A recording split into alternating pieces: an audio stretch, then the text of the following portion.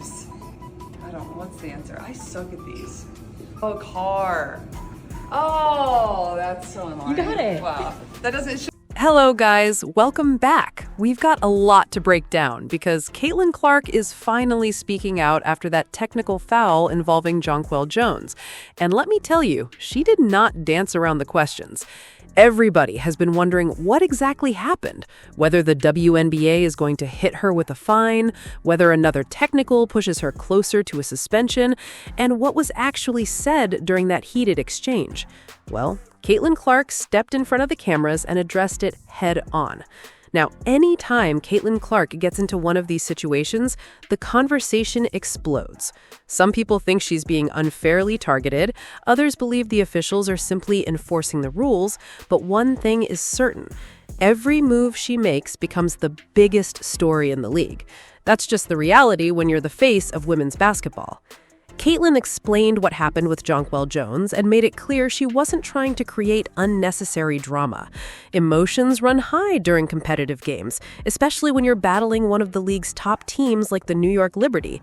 That's basketball. Players talk, players compete, and sometimes things boil over. But hearing Caitlin finally explain her side was refreshing because everybody has been speculating ever since the whistle blew. She also talked about something fans have been obsessing over lately, her signature sneakers. We've seen different colorways showing up almost every game, and people have been trying to decode every single pair she wears. Is she hinting at something? Is Nike sending secret messages? Is Caitlin Clark preparing for some huge announcement? Man, social media has turned into a detective agency over these shoes. Caitlin basically shut all of that down. She said, word for word, that she chooses the colors herself and decides exactly when she's going to wear them. That's her decision. Now, whether there's a deeper meaning behind certain colorways, I'm going to leave that up to y'all. But fans are definitely connecting dots, especially with all the rumors surrounding her future in Indiana. Right now, people are reading into everything, and honestly, it's looking real spooky, man. At the same time, I have to give credit where it's due. The Indiana Fever are finally starting to look like a basketball team that's figuring things out. When they play well, I'm going to say they're playing well. When they play terrible, I'm going to call it exactly how I see it. Right now, they're putting together some impressive basketball. Beating the New York Liberty isn't something you just brush aside. Yeah, people can say the Liberty haven't been at their absolute best lately, but they're still one of the premier franchises in the WNBA. Then you add victories over teams like the Las Vegas Aces, and suddenly you're looking at a Fever squad that's capable of competing with anybody on a given night. Do I think they're championship favorites? No. But do I think they can make some noise if they stay healthy and keep improving? Absolutely. The only team that still gives me serious concern is the Valkyries. For whatever reason, they seem to create matchup problems that Indiana hasn't fully solved yet. Sometimes certain teams just become your kryptonite, and right now, that's exactly what it looks like. Meanwhile, Caitlin Clark keeps stacking accomplishments like it's just another Tuesday. After that unbelievable 45-point, 10-assist masterpiece, she picked up yet another major honor.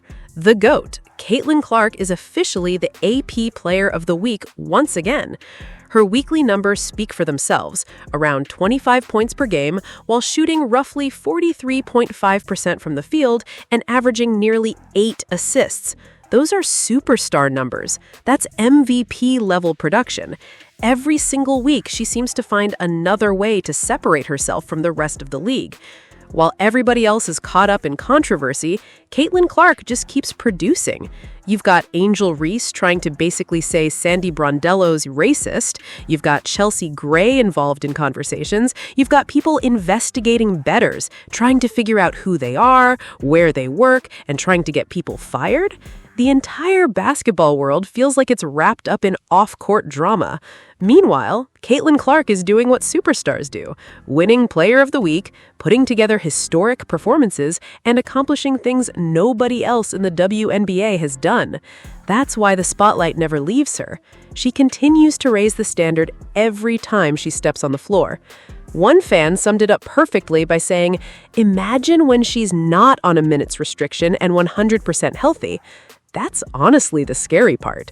We already saw the difference between the Seattle Storm game, where Caitlin was allowed to play more freely, compared to the New York Liberty game, where Stephanie White leaned more towards a motion-heavy offensive system. The contrast was obvious.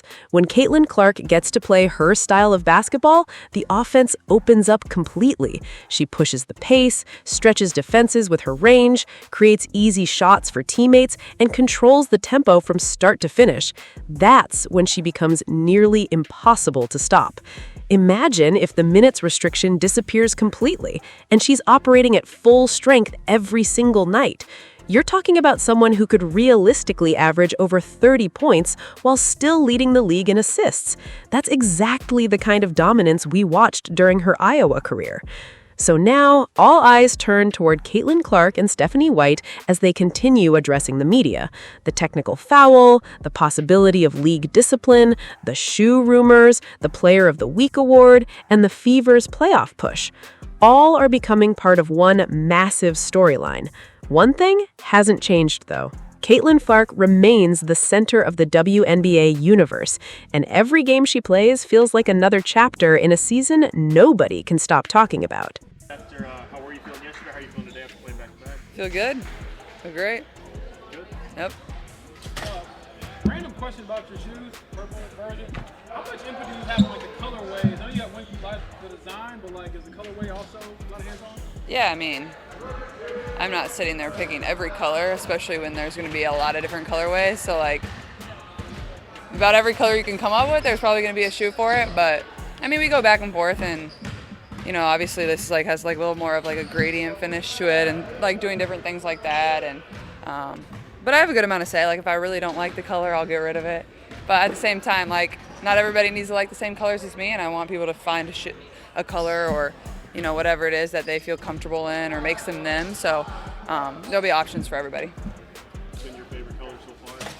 So far, I really like the all white. Those are pretty fire. But the purple aren't bad.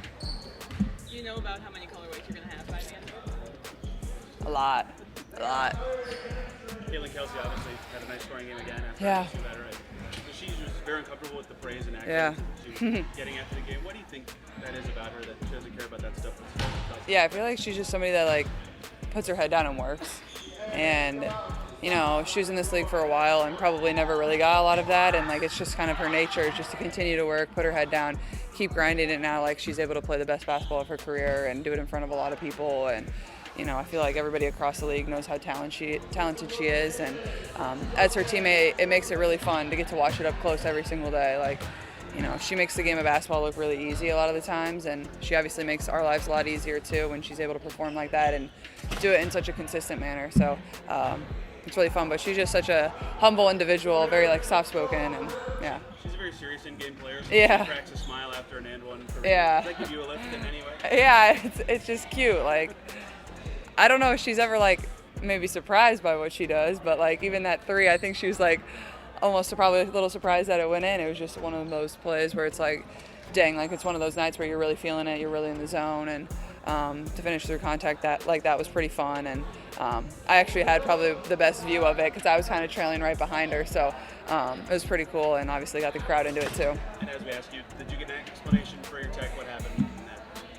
I just yelled at him to call it, and obviously it was a pretty quick technical, but whatever. Taylor, do you think that you need to change any of your approach to the game because you are so close to the suspension? No.